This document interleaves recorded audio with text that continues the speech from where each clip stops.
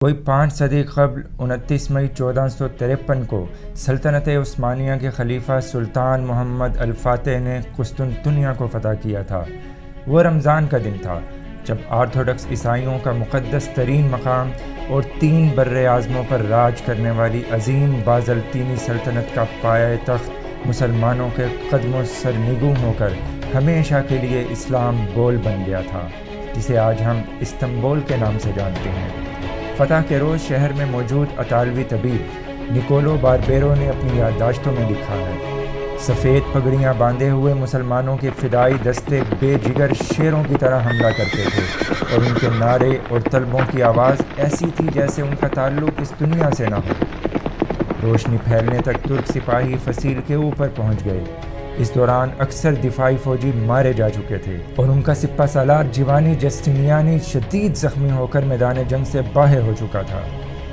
جب مشرق سے سورج کی پہلی کرن نمودار ہوئی تو اس نے دیکھا کہ ایک ترک سپاہی دروازے کے اوپر نصب بازنطینی پرچم اتار کر اس کی جگہ عثمانی جھنڈا لہرا رہا ہے۔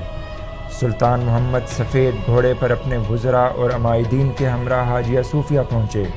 صدر دروازے کے قریب پہنچ کر وہ گھوڑے سے اترے اور گلی سے ایک مٹھی خاک لے کر اپنی پگڑی پر ڈال دی۔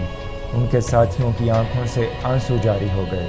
مسلمان 700 سال کی جد و جہد کے بعد بالآخر قسطنطنیہ کو فتح کرنے میں کامیاب ہوئے تھے۔ فتح قسطنطنیہ کے حوالے سے نبی اکرم صلی اللہ علیہ وسلم کی پیشگوئی پوری ہو چکی تھی۔